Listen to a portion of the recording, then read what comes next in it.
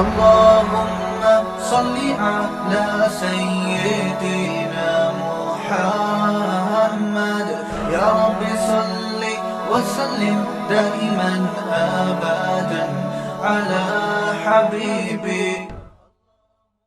تو رمضان شروع ہوتے ہی ہمارے گلے پر کیا ہو جاتا ہے؟ بہت زیادہ بوجھ پڑ جاتا ہے. بیانات کا سلسلہ شروع ہو گیا, پھر تراویح پڑھنا بھی ہے, پھر اس کو یاد کرنا بھی ہے. تو وہ ہوتے ہوتے پھر وہ پنپنے کا, پھر وہ افطاری میں کیسے پرہیز کرے بھائی؟ پکوڑا چھوڑ سکتا ہے کوئی افطاری میں؟ اب کسی ڈاکٹر کو بولتے ہو, وہ بولے پکوڑے نہیں کھاؤ. سمجھ, پکوڑے نہیں کھاؤ, دنیا چھوڑ دیں گے یار. افطاری میں ہم سموسے کیسے چھوڑ سکتے ہیں؟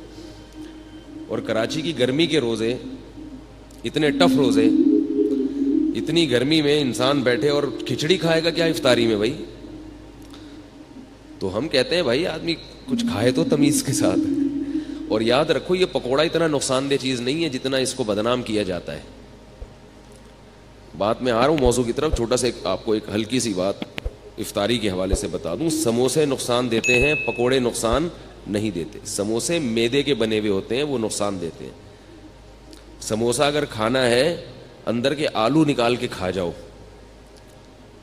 اس کے میدا نہ کھاؤ. وہ جو ہوتا ہے نا پاپڑ, اس کا وہ میدا ہے, وہ نقصان دے گا.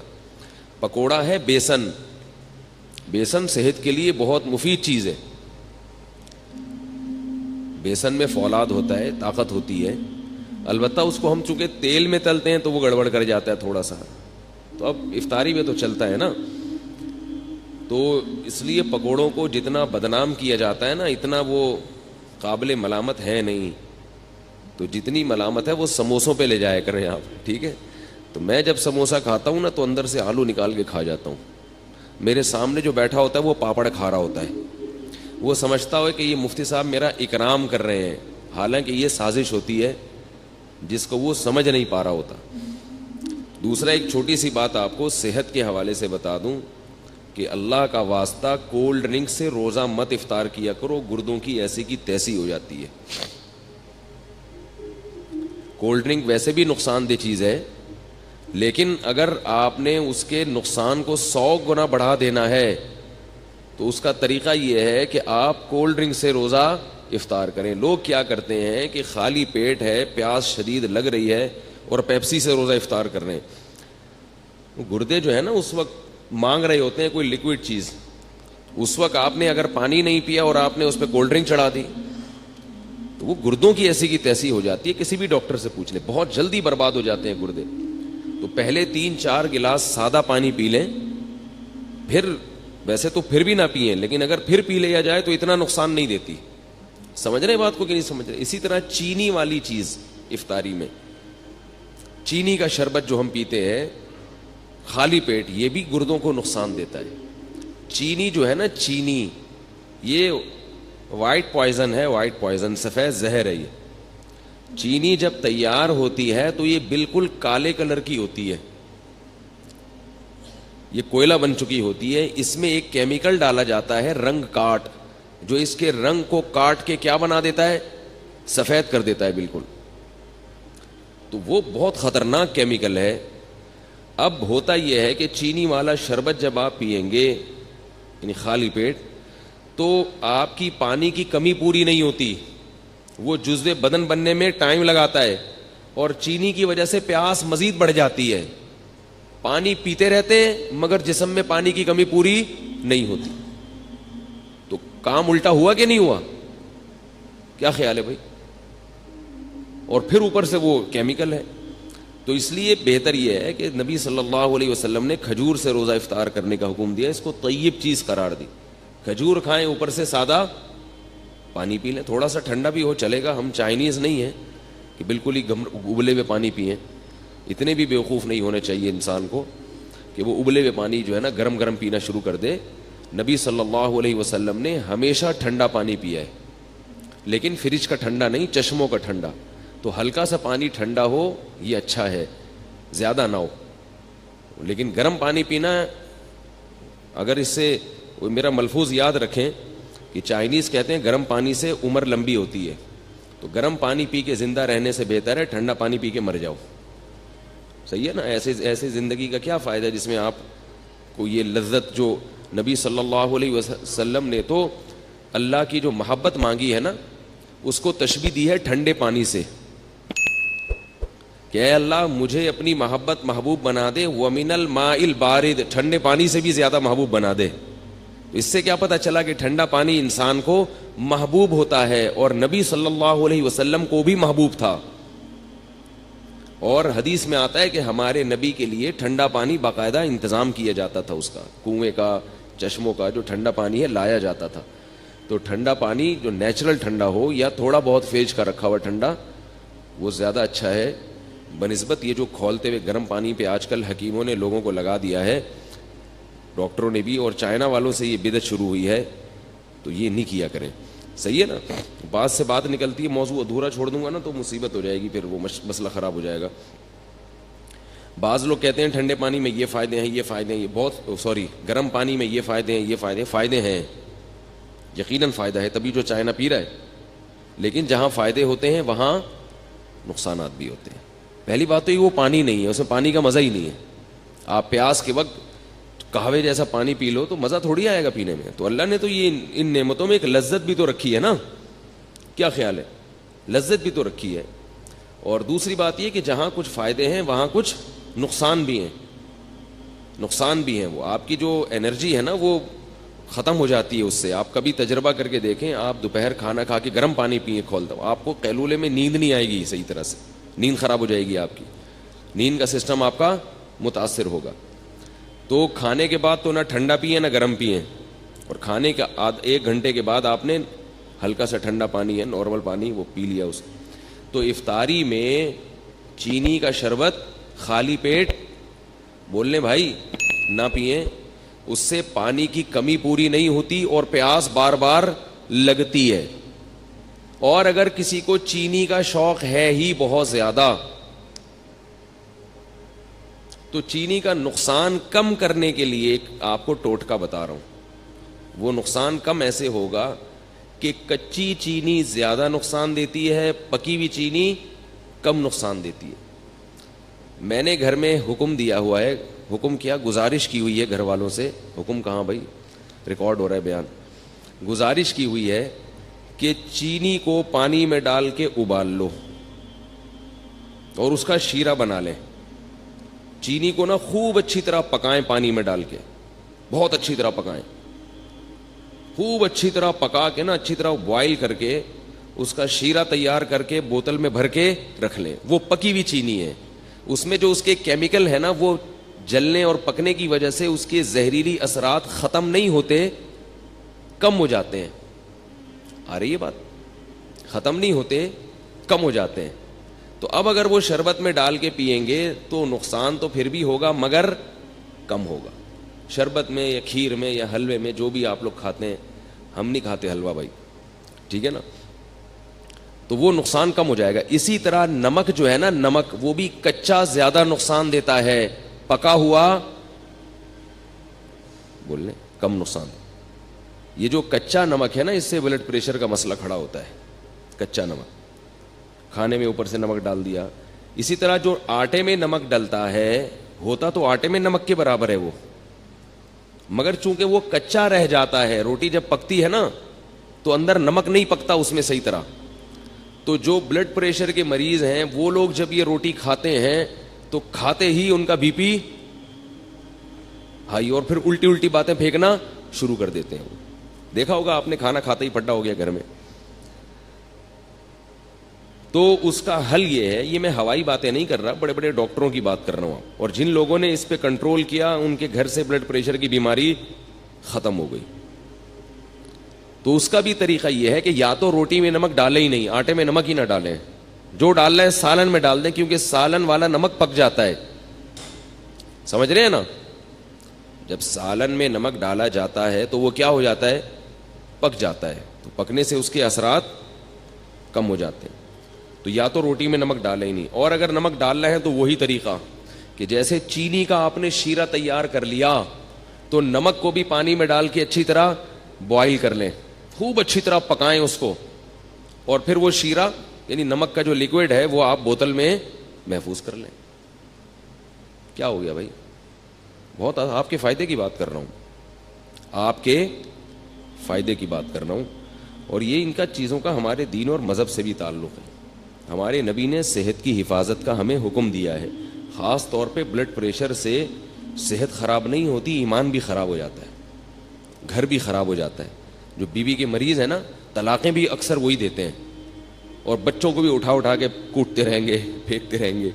جب اب بلڈ پریشر کے مریض ابا گھر آئیں گے تو بچے کانپنا شروع کر دیں گے. تو اس لیے نمک کا یہ طریقہ, تو چینی اور نمک آپ نے کیا کرنا ہے, پکا کے رکھیں گھر میں. اور اس کا بڑا فائدہ بھی ہے.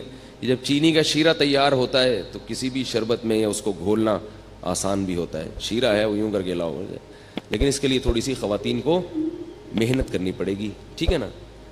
بہت محنت والا کام ہے یہ. اس میں خواتین کو دیگچی اٹھانی پڑے گی سب سے پہلے, ٹھیک ہے نا. پھر وہ پانی ڈالنا پڑے گا اس میں, پھر اس میں چینی الٹنی پڑے گی, پھر چولہا جلانا, یا تو اس کے ذریعے جلائیں گی یا ماچس کے ذریعے, پھر ابالنا. تو کافی ٹینشن والا کام ہے, لیکن ایک دفعہ کی ٹینشن ہے, آپ کو یہ ٹینشن باقی ٹینشنوں سے بچا لے گی. اور بہتر تو یہ کہ چینی چھوڑ دیں, شہد کھائیں بھائی. کیا خیال ہے؟ شہد کا شربت اگر آپ افطاری میں پی لیں تو فائدہ ہی فائدہ. نہ صرف یہ کہ گردوں کو نقصان نہیں دے گا بلکہ فائدہ پہنچائے گا. تو آج کل کوئی اتنا مسئلہ نہیں ہے, شہد کوئی اتنی مہنگی چیز نہیں ہے, خالص ہونا چاہیے شہد. شہد کا جو ہے نا وہ پانی میں 2-4 چمچے گھول دیے, اس میں تھوڑا سا لیمن بھی ڈال دیا, اور لیمو ہونا چاہیے, کچھ اور نہ ہو. لیمو کے نام پہ آج کل مذاق بھی مل رہا ہے مارکیٹ میں. لیمن ہوتا ہے ایک جمیری ہوتی ہے, بالکل لیمو کی شکل کی ہوتی ہے, وہ نقصان دہ ہوتی ہے. تو آپ نے اس کو بولنا بھائی مجھے لیمو چاہیے, لیمو. تو لیمن کا آپ نے تھوڑا سا اس میں ڈال دیا, اور شہد بھی ڈال دیا, اور شربت. یہ سارے کام اپنے خرچے پہ کرنے, یہ پہلے بتا دوں آپ کو میں, ٹھیک ہے نا. ایسا نہ ہو مجھے فون کر کے آپ کہیں کہ آپ نے اتنے اچھے اچھے مشورے دیے ہیں. تو اب لیمو کا بھی, کیونکہ لیمو بھی ٹھیک ٹھاک مہنگا ہوا ہے, شہد تو ہے ہی مہنگی چیز. تو یہ آپ اگر پی لیں گے تو اس سے 2 فائدے ہوں گے. ایک تو سارا دن کی جو تھکاوٹ ہے آپ کی سیکنڈوں کے اندر دور ہو جائے گی. سمجھ رہے ہو؟ فائدے گنے. پہلی بات کیا, سارا دن کی تھکاوٹ آپ کی دور ہو جائے گی. دوسرا فائدہ کیا ہوگا, لذت اور مزہ.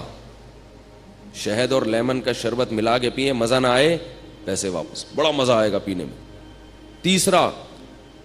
تیسرا فائدہ, آپ کے جسم کا کولیسٹرول بولے نا پگھلے گا, ہینڈسم اسمارٹ ہو جائیں گے, باریک ہونا شروع ہو جائیں گے. نتھر, یہ جو جتنے بھی آپ کے جسم میں فاضل اور فضول چیزیں جو صبح سحری میں کھا کے پیدا ہوئی تھیں, وہ کیا ہو جائیں گی, ختم ہو جائیں گی. نتھرنا شروع ہو جائے گا جسم, توند کم ہونا شروع ہو جائے گی آپ کی. سمجھ رہے ہو نہیں سمجھ رہے بھائی؟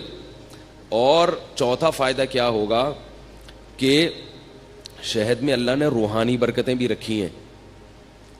قرآن میں اللہ نے کہا نا فیہ شفاء للناس, تو اللہ نے تعریف کی ہے. تو جس کی اللہ تعریف کرے, ظاہر ہے اس میں جسمانی برکتیں بھی ہیں اور روحانی برکتیں بھی ہیں. تو یہ 4 چیزیں, اور پھر آہستہ آہستہ چینی سے جان چھوٹ جائے گی. یہ 5واں فائدہ ہوگا, شہد کی عادت پڑ جائے گی آپ کو کچھ دنوں میں. تو یہ تھوڑے بہت کام کیا کریں. اور اللہ کا واسطہ, یہ جو بازار سے جتنے قسم کے مشروبات آ رہے ہیں, جتنے قسم کے, چاہے وہ بہت اچھی کمپنیوں کے ہوں یا 2 نمبر لوکل کمپنیوں کے ہوں, سب ایک جیسے ہیں, سب نقصان دہ ہیں. جتنے مشروبات کوئی فری میں بھی دے رہا ہو نا, اگر فری میں بھی, تو نہ لیں اس کو. سمجھ گئے کہ یہاں تک؟ البتہ ہمدرد والوں کا جو روح افزا ہے اس کے بارے میں ماہرین کی 2 رائے ہیں.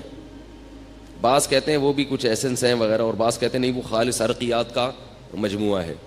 تو مجھے اس کی تحقیق, کتنی اہم باتیں ان کو فری پھوکڑ میں بتا رہے ہیں اور یہ قدر نہیں کر رہے بھائی.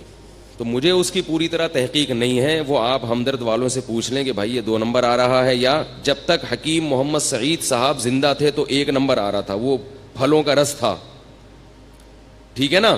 اب پھلوں کا رس ہے یا پرچی پہ پھل لکھ کے وہ پرچی ڈال دی جاتی ہے, اس کا مجھے علم نہیں ہے. تو دونوں باتیں سننے کو ملتی ہیں, بعض کہتے ہیں 2 نمبر ہے, بعض کہتے ہیں 1 نمبر ہے. تو مجھے نہیں پتا کہ وہ 2 نمبر ہے کہ 1 نمبر. تو آپ کا کوئی جاننے والا ہو تو آپ اس سے تحقیق کر سکتے ہیں. باقی جتنے بھی مشروبات آ رہے ہیں باہر سے سارے بیڑا غرق کر رہے ہیں, کیونکہ جب آپ خالی پیٹ وہ پیتے ہو ان میں کیمیکلز ہوتے ہیں. وہ کیمیکلز آپ کے گردوں کو فوری طور پر متاثر کرتے ہیں. گردوں کے اتنی بیماریاں, پہلے زمانے میں لاکھوں میں کوئی ایک گردوں کا مریض ملتا تھا. تو اپنے آپ کو ڈائلیسس پہ کیوں لانا چاہ رہے ہو بھائی؟ آپ دیکھو نا, ڈائلیسس کے مریضوں کو جا کے ہسپتال میں دیکھو, پناہ مانگو گے اللہ کی آپ کہ اللہ مجھے بچا لے اس عذاب سے. تو یہ سارے کیسے مریض بنتے چلے جا رہے ہیں؟ شوگر کی بیماری, گردوں کی بیماری اتنی زیادہ عام ہو گئی ہے. اس کی بنیادی وجہ یہ جو مشروبات ہیں بازار کے ڈبے, جو دودھ کے آپ پی رہے ہیں نا, دودھ کے نام پہ جو مذاق پلایا جا رہا ہے آپ کو, یہ چھوڑ دیں, یہ دودھ نہیں ہے. یہ جو خوشنما پیکنگ میں دودھ آ رہے ہیں یہ سفید رنگ کی کوئی چیز ہے, یہ دودھ نہیں ہے. اس کا کسی لیبارٹری میں ٹیسٹ کروا لیں, یہ دودھ نہیں ہے. دودھ وہ ہوتی ہے جو بھینس دیتی ہے, اور یہ کمپنیاں دیتی ہیں. تو کمپنی دودھ دے سکتی ہے کبھی؟ قرآن میں آتا ہے کہ چوپائے کو تم چارہ کھلاتے اس سے دودھ نکلتا ہے. کہیں بھی نہیں ہے کہ تم کمپنی کو پیسے دیتے اس سے دودھ نکلتا ہے. قرآن میں تو کہیں بھی نہیں ہے. دودھ کہاں سے آتا ہے؟ اب یہ پہلی جماعت کے بچوں کے سوال ہیں. بتاؤ دودھ کہاں سے آتا ہے؟ گائے سے آتا ہے یا کمپنی سے آتا ہے؟ گائے دودھ دیتی ہے. ہندو اسی لیے تو گائے کی عبادت کرتے ہیں کہ وہ دودھ دیتی ہے. ہندو کو کبھی دیکھا کہ نیسلے کمپنی کی عبادت کرتے ہوں, یا ملک پیک کی عبادت کرتے ہوں, یا ملک ٹیئر کی عبادت کرتے ہوں؟ اتنی سینس تو ہندوؤں میں بھی ہے کہ عبادت کس کی کرنی ہے, یعنی ان کے لحاظ سے جو سینس ہے, کس کی عبادت کرنی ہے؟ گائے کی. اور ہم کیا کر رہے ہیں؟ ہندوؤں کو مجبور کر رہے ہیں کہ وہ کس کی عبادت شروع کر دیں؟ کمپنیوں کی عبادت شروع کر دیں. تو دودھ گائے دیتی ہے, گائے سے دودھ نکالو, یا جس نے نکالا ہوا ہے اس سے جا کے خریدو. اس میں جراثیم اگر ہیں تو کوئی مسئلہ نہیں ہے, وہ جراثیم والا اس بغیر جراثیم سے بہتر ہے. جراثیم بھی اس میں اسی لیے آ رہے ہیں کہ وہ دودھ ہے. جراثیم کو بھی پتا ہے کہ یہ کیا ہے, دودھ ہے. اور یہ جو ڈبوں کے دودھ ہے ان کو کھول کے رکھ دو, اس کو جراثیم بھی لفٹ نہیں کراتے. تو جس چیز کو جراثیم بھی لفٹ نہ کرا رہے ہوں اس کو آپ کیوں پی رہے ہو بھائی؟ تو یہ ساری چیزیں کھا کھا کے لوگوں کے گردوں کا بیڑا غرق ہو گیا. شوگر کے مریض بنتے چلے جا رہے ہیں, توندیں نکلتی چلی جا رہی ہیں, جسم ڈھلکتے چلے جا رہے ہیں, چہروں کی رونقیں ختم ہو رہی ہیں, پھر بھی پی رہے ہیں, بچوں کو بھی پلا رہے ہیں. اس لیے یہ اللہ نے قرآن میں حکم دیا ہے کہ اپنے آپ کو خود سے ہلاک مت کرو. جیسے خودکشی کرنا حرام ہے کھمبے سے چپک کے, ایسے ہی سلو پوائزن کھا کے آہستہ آہستہ اپنے آپ کو تباہ کرنا بھی غلط کام ہے, ناجائز کام ہے. اگر آپ کو پتا ہے کہ اس سے مجھے نقصان ہو رہا ہے. یہ عجیب بات ہے کہ کھمبے سے چپکنا تو حرام ہے, اپنے آپ کو مار دینا. یعنی آپ مجھے بتاؤ, ایک آدمی خودکشی کر رہا ہے, وہ ایسے کر رہا ہے کہ ابھی گیا اور ابھی بجلی کے کھمبے پہ ہاتھ لگایا اور ابھی مر گیا. تو یہ ناجائز ہے یا نہیں ہے بھائی؟ اور ایک آدمی ایسے اپنے آپ کو ہلاک کر رہا ہے کہ وہ تھوڑا تھوڑا کرنٹ اپنے لگاتا ہے کہ میں ابھی نہیں مروں, 10 سال میں مر جاؤں. تھوڑا تھوڑا اپنے آپ کو کیا کر رہا ہے؟ ہلاک کر رہا ہے. آج تھوڑا سا کرنٹ, پھر تھوڑا اور ذرا جھوڑ کا جھٹکا, پھر اور. ٹھیک ہے, یہ ویسا حرام نہیں ہے جیسا ایک دم سے مارنا, لیکن کیا اس کو بھی ہم صحیح کہہ سکتے ہیں اس عمل کو؟ ہے بھائی زندگی کی حفاظت جب فرض ہے تو پھر وہ ہر لحاظ سے فرض ہے. تو اس طرح یہ چیزیں کھا کھا کے لوگوں نے, اور افطاری میں چونکہ زیادہ نقصان ہوتا ہے, تو رمضان تو اللہ نے ہمیں دیا, اس کی حکمتوں میں ایک حکمت یہ ہے کہ اس سے صحت اچھی ہوتی ہے. اور اوپر سے جتنی بیماریاں رمضان میں ہو رہی ہیں اتنی کسی اور مہینے میں نہیں ہوتی, کیونکہ وہ جو سارا جو ہے نا ترتیب آؤٹ کر جاتی ہے. کہاں سے کہاں بات چلے گی. خیر میں اب اصل بات کی طرف